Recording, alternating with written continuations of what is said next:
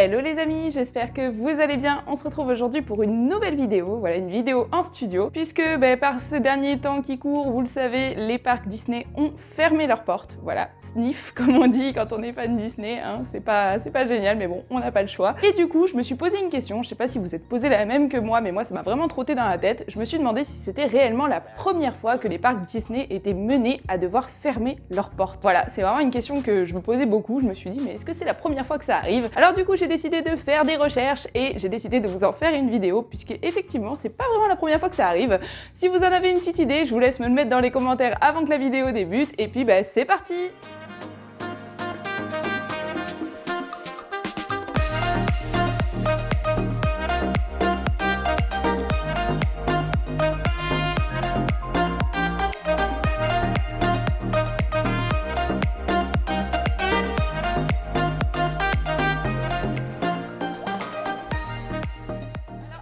Je tiens à préciser que je ne vais pas parler de tous les parcs Disney parce que il y en a quand même beaucoup, voilà. Donc je me suis centrée particulièrement sur les deux parcs américains, donc Disneyland Resort, Disney World et aussi Disneyland Paris parce que bon, comme on est français et qu'on est chez nous, je me suis renseignée aussi par rapport à notre parc français, donc je parlerai uniquement de ces trois parcs-là et de leur fermeture. Alors sachez que j'ai fait énormément de recherches par rapport à ça parce que c'est pas forcément facile de s'y retrouver, c'est pas forcément facile de trouver exactement les fermetures, voilà, parce qu'il y en a certaines qui datent énormément. Donc du coup, vous étonnez pas si je regarde en bas puisque j'ai énormément de notes, voilà. J'ai pris toutes les notes que je pouvais prendre. Donc si je regarde des fois un petit peu en bas, c'est parce que je veux pas vous dire de bêtises par rapport aux dates, etc. Donc j'ai préféré prendre mon petit carnet de notes avec moi. Alors pour commencer, on va parler du Disneyland Californie, donc du parc Disneyland, le premier, le seul et l'unique, celui qui a ouvert en 1955. Au total, ce parc a déjà fermé 4 fois, donc c'est quand même pas mal. Bon, je trouve ça pas énorme pour un parc qui a ouvert en 1955, mais il a quand même fermé 4 fois. La première fermeture du Disneyland Resort fut en 1963. Voilà, c'est la première fois que le parc a dû fermer ses portes. C'est lors de l'assassinat de John Fitzgerald Kennedy, voilà, le président américain à cette époque-là. L'assassinat a eu lieu le 22 novembre 1963 et le parc a fermé ses portes le lendemain pour toute la journée pour un deuil national. Il a fermé donc pour une journée complète en hommage au président déchu et il a réouvert le lendemain tout à fait normalement, sans forcément faire d'hymne particulier ou quoi que ce soit, mais c'est quand même assez cool que Disney ait fermé toute une journée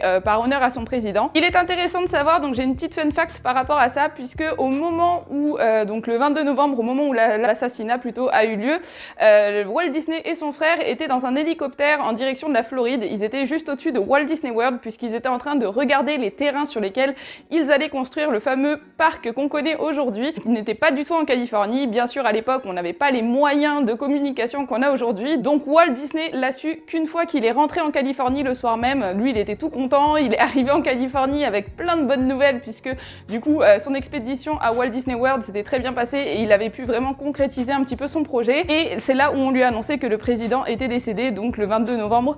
Et il a donc du coup décidé de fermer le parc le 23. La seconde fois où Disneyland Californie a fermé, c'est parce que vous savez, en Californie, c'est une région qui est sujette aux tremblements de terre. Voilà, c'est bien connu. Il y a pas mal de tremblements de terre. D'ailleurs, aux États-Unis, il y a souvent des catastrophes comme ça. Donc du coup, forcément, il y en a déjà eu un. Alors c'est pas énorme parce qu'au final, il n'y en a eu qu'un, alors que la Californie est quand même une zone sismique qui est assez connue, mais il n'y en a eu qu'un depuis l'ouverture du parc. Donc au final, le parc s'en sort plutôt bien, je trouve. Le parc a été touché le 17 janvier 1994 à 5 h du matin. La zone a été ébranlée par 6 secousses très intenses. Ça bougeait vraiment beaucoup. Vous savez, c'est vraiment pas rigolo les tremblements de terre, surtout quand on se retrouve avec un parc d'attractions parce que il y a énormément de structures dans un parc d'attractions, donc c'est très compliqué de pouvoir gérer un tremblement de terre. Il faut savoir que pour l'époque, c'était le plus gros tremblement de terre qui avait été répertorié à cette époque-là. Donc du coup, il était tellement important que à Las Vegas, on a pu sentir le tremblement de terre. Il faut savoir que Las Vegas, par rapport à Anaheim, là où est le parc, c'est pas vraiment à côté, c'est pas très loin, vous pouvez y aller en voiture, mais il faut compter quand même 2-3 heures de voiture. Donc du coup, Disney a réagi de suite et a fermé le parc le lendemain pour vérifier que toutes les attractions et qu'il n'y avait pas de dommages. Heureusement, il n'y avait pas trop de dommages à déclarer sur le parc d'attractions.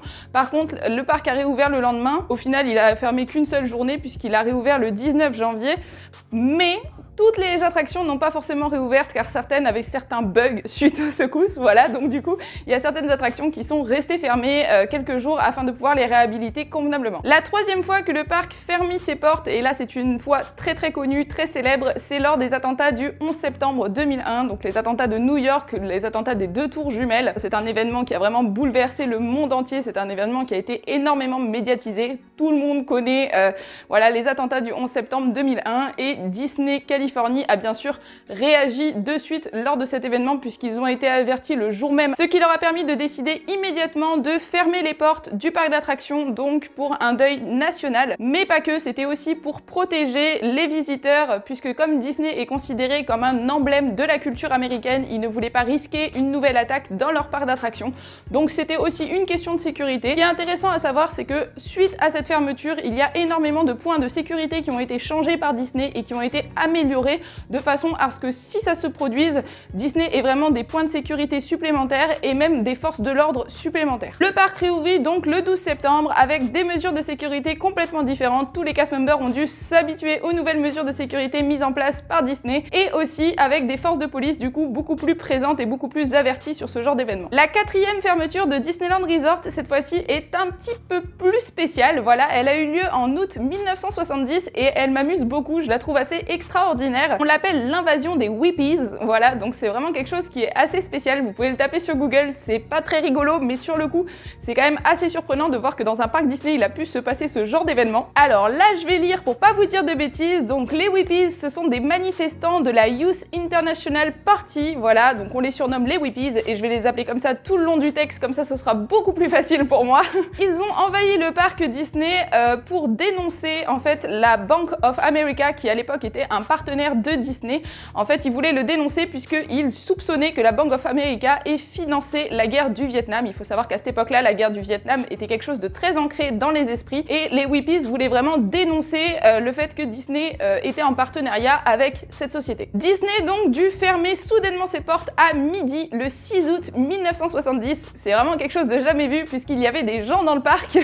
Donc ça a été assez spécial et je vais vous raconter un petit peu le déroulement des événements. Vous allez voir que c'est quelque chose qui était un petit peu prévu mais en fait pas totalement et que Disney a quand même bien, voilà, ils sont quand même bien débrouillés à la fin pour pas que ça parte trop loin et que ça fasse trop de problèmes. Donc il faut savoir que le 6 août 1970 n'est pas une date anodine, en fait c'est le 25e anniversaire du bombardement d'Hiroshima, donc les Whippies n'ont pas choisi cette date par hasard. Ils ont vraiment pris le temps de préparer leur invasion dans Disney puisqu'ils ont distribué des tracts, il y a même des journaux, voilà, si j'arrive à vous en trouver une image, je vous la mettrai juste ici, il y a même des journaux donc qui ont promu cette manifestation dans les parcs Disney. Donc dans le journal, il y avait écrit le 6 août, rendez-vous à Disneyland Resort pour manifester contre cette société. Voilà, donc c'était vraiment quelque chose d'assez médiatisé. Disney a vraiment eu peur de cette manifestation, qu'il pensait qu'il allait y avoir 100 000 manifestants qui allaient se réunir autour du parc et dans le parc. Donc pour éviter les dégâts, ils ont prévenu la police locale de façon à ce qu'ils soient présents le jour de l'événement, de façon à ce que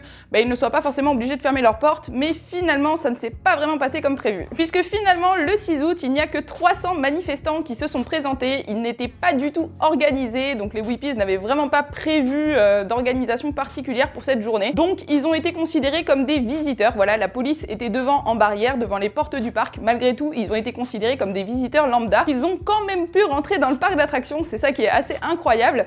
Et ils se sont tous réunis à la Tom Sawyer Island. Voilà, donc la Tom Sawyer Island, pour ceux qui connaissent pas trop, il y en a une à Disneyland Resort et une à Walt Disney World dans le parc Magic Kingdom. C'est une petite île et on peut s'y rendre avec une embarcation. Donc en fait, ils sont tous montés sur leur embarcation s'ils étaient des visiteurs traditionnels et ils ont décidé de tous manifester sur la Tom Sawyer Island. Donc ils ont commencé à brandir des énormes drapeaux, ils ont commencé à fumer des substances illicites. Pour se venger, du coup, c'est là où c'est assez amusant, la sécurité de Disney a décidé de couper toute embarcation qui allait à la Tom Sawyer Island. Donc en fait, ces manifestants se sont retrouvés un petit peu coincés pendant une certaine partie de la journée sur la Tom Sawyer Island de façon à ne pas déranger les visiteurs. Malgré tout, il y en avait quand même certains visiteurs qui ont pu aller sur la Tom Sawyer Island juste avant, en même temps que les Whippies, puisque du coup c'était des gens qui étaient considérés comme des visiteurs normaux, qui a fait que il y a eu certaines bagarres sur la Tom Sawyer Island entre des Whippies et des visiteurs normaux qui considéraient que c'était pas normal qu'on fasse ça dans un parc Disney. Ensuite, lorsqu'ils ont pu retourner dans le parc, puisque forcément on pouvait pas les laisser coincés indéfiniment, et là c'est là où c'est parti en cacahuète complet,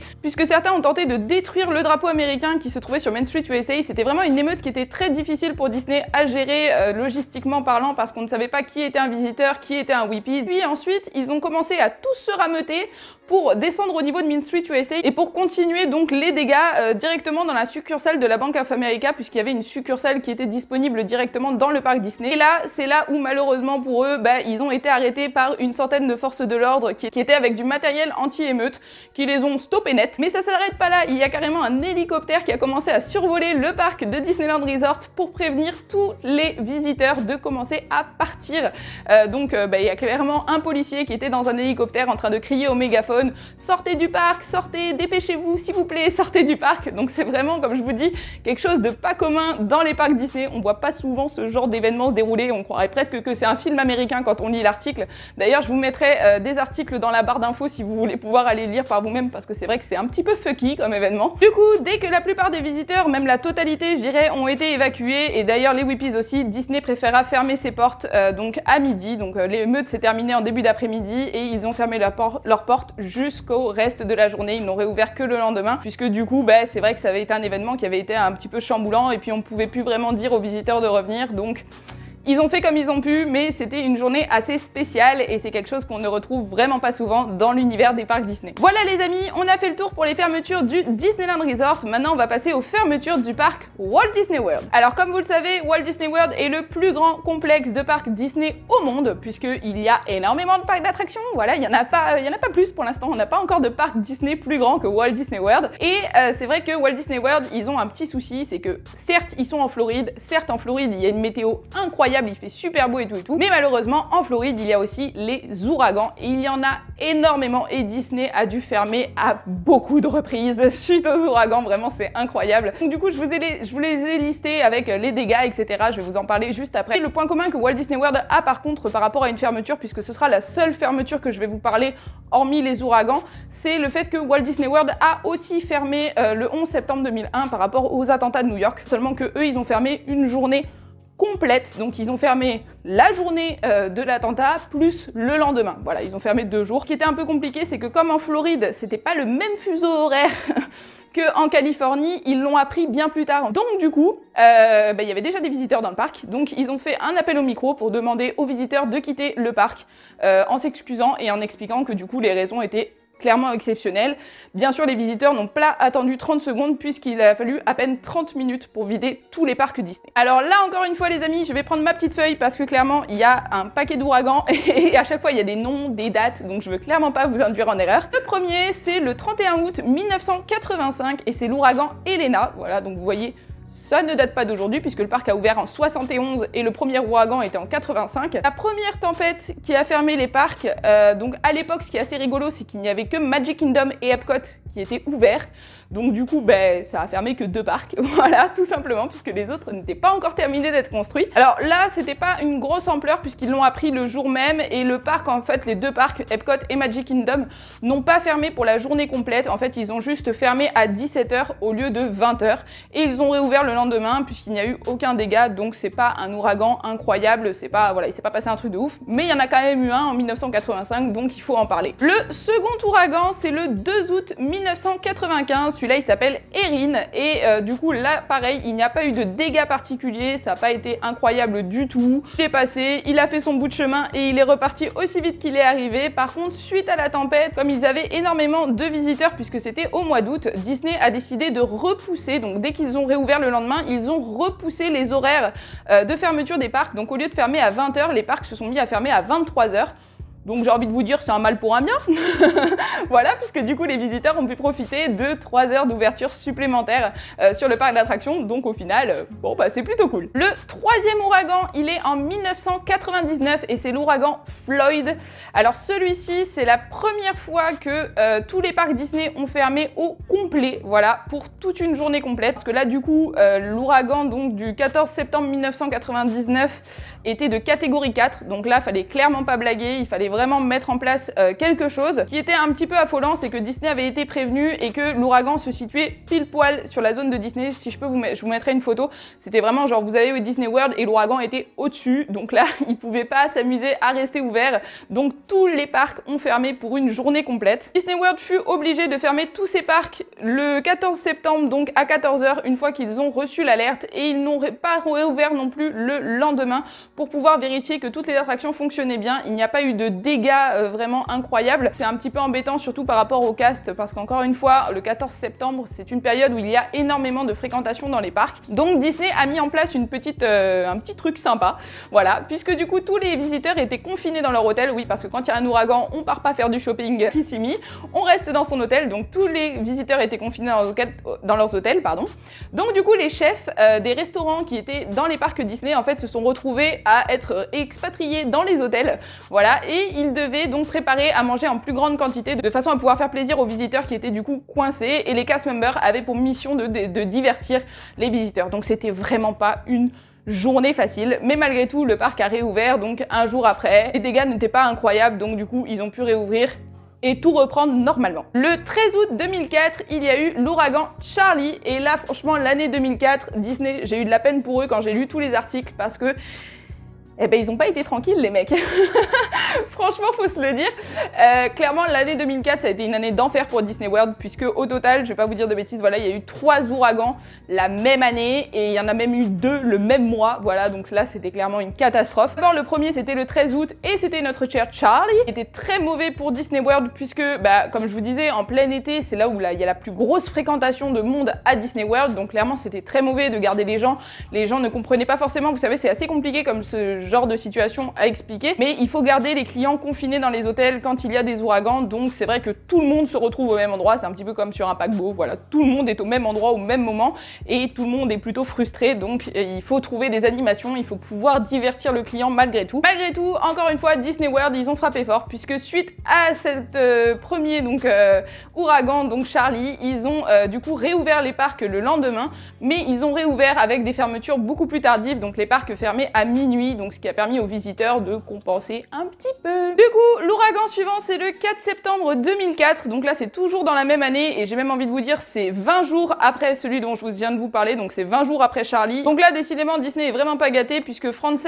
par contre a fait des ravages surtout sur les attractions, donc ils n'ont pu réouvrir que le 6 septembre, donc 2 jours plus tard, 2 jours après l'ouragan Frances, ils ont pu réouvrir, parce que là par contre il y avait quand même pas mal de dégâts. Et en plus de ça, du coup quand ils ont réouvert, toutes les attractions n'ont pas pu réouvrir, donc il y a certaines attractions qui sont restées fermées parce que clairement elles avaient des bugs, voilà, suite aux ouragans, où elles étaient en mauvais état au niveau des façades, etc., ou au niveau des arbres aussi. Il y a pas mal d'arbres qui sont retrouvés déracinés, donc du coup ils ont fait au fur et à mesure, mais ils ont quand même pu réouvrir 2 jours après. Donc... Et c'est vrai que c'est pas très handicapant pour ceux qui étaient là-bas, puisqu'ils ont mis en place encore une fois un système. Ça c'est vrai que pour ça franchement Walt Disney World, moi je les applaudis, puisque ça doit pas être facile de se prendre autant d'ouragans, voilà, au total il y en a quand même beaucoup, et à chaque fois ils mettent quand même en place des systèmes de façon à ce que les visiteurs soient quand même heureux d'être sur place et d'être dans l'univers Disney. Pour terminer, le dernier ouragan de l'année 2004, mais pas le dernier de Walt Disney World, c'était le 26 septembre, donc là encore une fois c'était 20 jours après Frances, donc 20 jours après celui que je vous ai parlé précédemment. Donc comme je vous dis, en l'espace de 40 jours, Disney a eu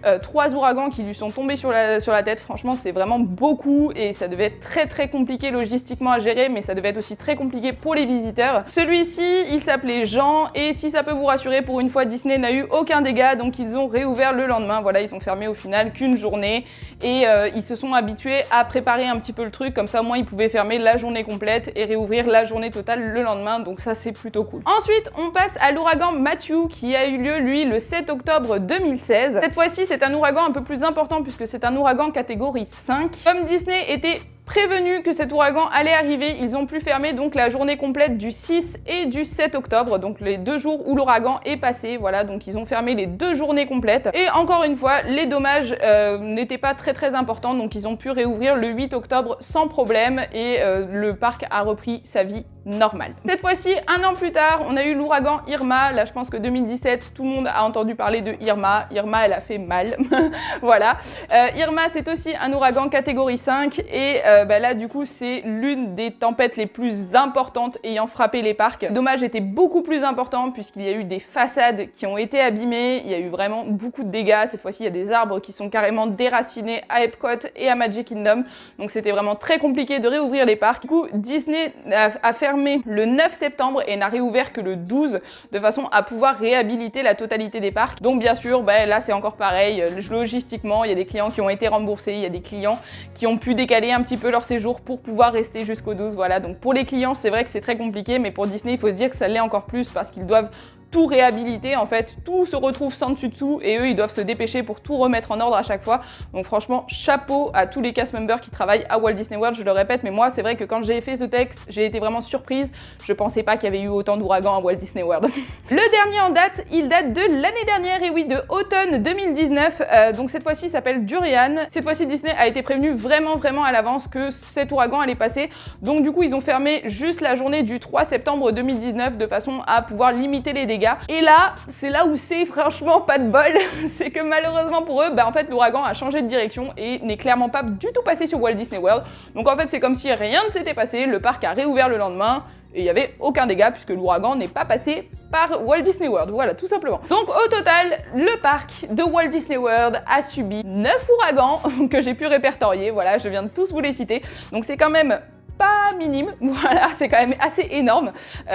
Tous en général quand même à la même période, souvent c'est août-septembre. Tous sont assez quand même importants puisque à chaque fois ça a demandé à Disney de fermer des structures, ça a malheureusement aussi causé des dommages dans les parcs et dans les attractions. Donc c'est vrai que c'est voilà le défaut de la Floride, le défaut de la situation géographique de Walt Disney World. Dans tous les cas, Disney à chaque fois a su répondre présent pour ses clients et aussi a su répondre présent pour tout ce qui est logistique et de façon à réouvrir rapidement, donc à faire évacuer tout le monde et à garder tout le monde dans les hôtels parce que ça doit vraiment pas être facile. J'ai une petite fun fact pour vous. Donc là je vais vous la lire parce que du coup c'est un article que j'ai trouvé que je vais pouvoir vous mettre là si je retrouve la photo. Donc en fait Walt Disney World a été considéré par la National Oceanic qui est l'administration atmosphérique, voilà c'est eux qui s'occupent de déclarer les ouragans, de déclarer les grosses intempéries etc. aux États-Unis comme l'endroit le plus sûr des États-Unis lorsqu'il y a un ouragan.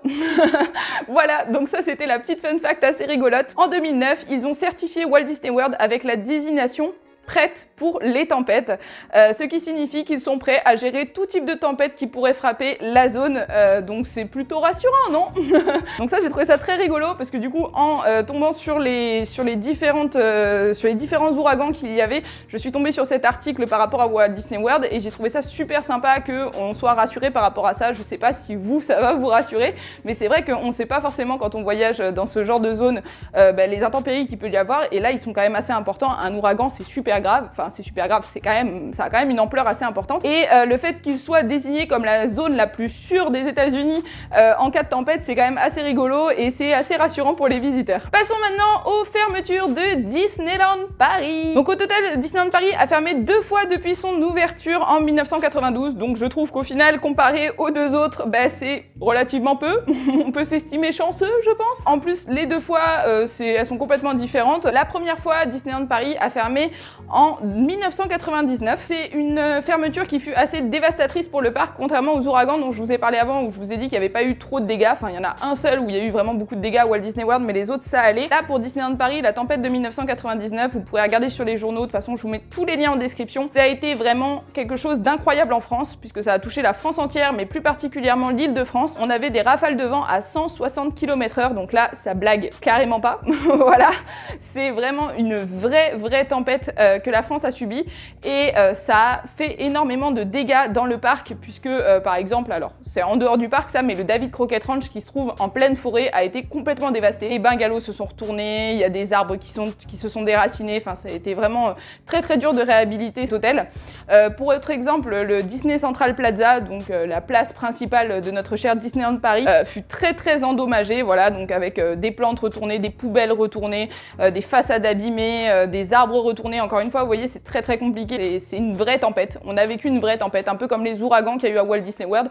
En 1999, Disneyland Paris a vraiment subi la vraie tempête. Disneyland Paris a dû fermer ses portes pour réhabiliter le parc, donc ça a duré quand même quelques jours. Je tiens à féliciter tous les cast members qui travaillaient à Disney à cette époque-là, puisqu'ils ont réhabilité le parc très rapidement, puisque le parc a réouvert quelques jours plus tard pour les festivités du Nouvel An 1999, donc ça c'était vraiment génial, et franchement bravo les gars, parce que ça doit pas être facile de passer après une tempête, ça doit pas être facile de pouvoir tout remettre en place très rapidement, donc encore une fois, comme pour Walt Disney World, les cast members, franchement chapeau, parce que vous êtes vraiment les petites mains de Disney, et sans vous, on pourrait pas avoir autant de magie dans les parcs. La seconde fermeture, je pense que tous ceux qui vont voir cette vidéo, vous avez dû du coup vivre un petit peu ce moment, puisque c'était donc du 14 au 18 novembre 2015, suite aux attentats du Bataclan, voilà.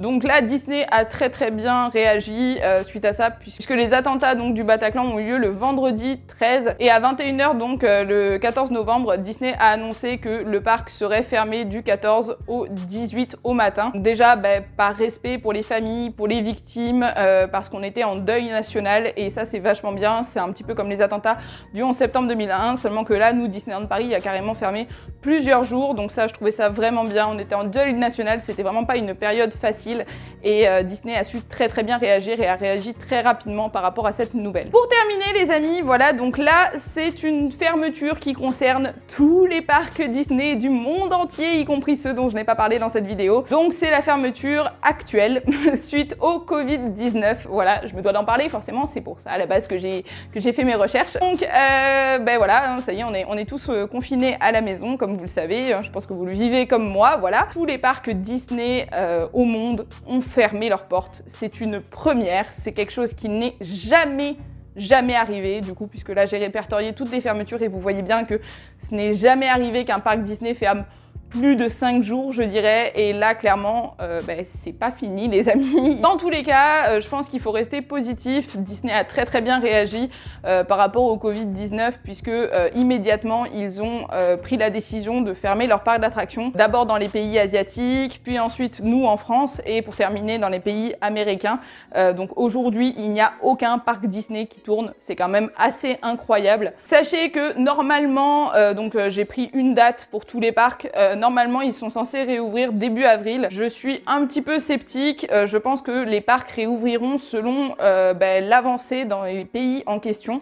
C'est-à-dire que là actuellement, pour tout ce qui est Japon, Chine, etc., ils sont peut-être en train de sortir justement de cette impasse, donc ils vont peut-être pouvoir réouvrir un petit peu plus tôt que les parcs français. Par exemple en France, je ne pense pas qu'on réouvrira pour le mois d'avril, voilà, mais je nous le souhaite, ce serait cool. Malheureusement c'est la conjoncture actuelle. Après tout, Disney, ils ont déjà eu des petites rumeurs, vous savez, je sais pas si vous étiez au courant, aux États-Unis par rapport à la rougeole qui avait infecté 147 personnes, et on avait accusé Disney d'avoir laissé ses parcs ouverts en période de rougeole. Ça avait fait un petit peu pareil, bon, il n'y avait pas eu de confinement.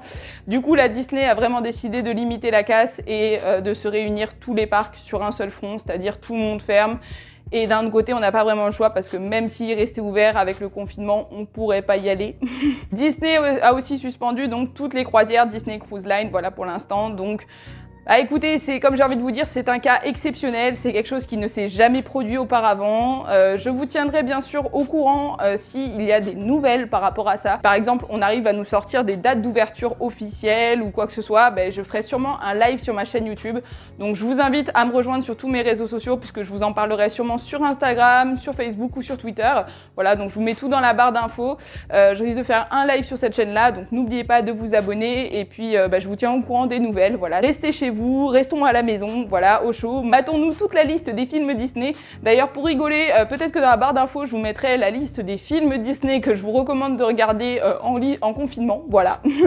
Comme ça, au moins, vous aurez de quoi vous occuper. Donc, je vous invite à la télécharger juste en bas. Ça y est, j'ai pris ma décision. Vous allez avoir une liste de films Disney là, juste en bas. Donc, allez-y, téléchargez-la. Comme ça, au moins, ça vous permet de vous faire une checklist de tous les films Disney que vous avez vus et pas vus. Et puis, sur ce, les amis, moi, je vous laisse là. J'espère que cette vidéo vous aura plu. J'espère que vous aurez appris des trucs. truc parce que je me suis vraiment beaucoup amusée à la faire. J'ai appris pas mal de choses, il y avait énormément de détails par rapport au parc américain que je ne savais pas et j'ai trouvé ça super cool de les apprendre. J'espère que ça aura pu vous aider. Si ça vous a plu, n'hésitez pas à me lâcher un gros pouce bleu ou bien un commentaire. N'hésitez pas à débattre dans les commentaires de différentes fermetures qu'il y a eu dans les parcs d'attractions. N'oubliez pas de vous abonner et d'activer la petite cloche. Sur ce, on se retrouve prochainement pour une nouvelle vidéo. Je vous fais de gros bisous et je vous dis à bientôt!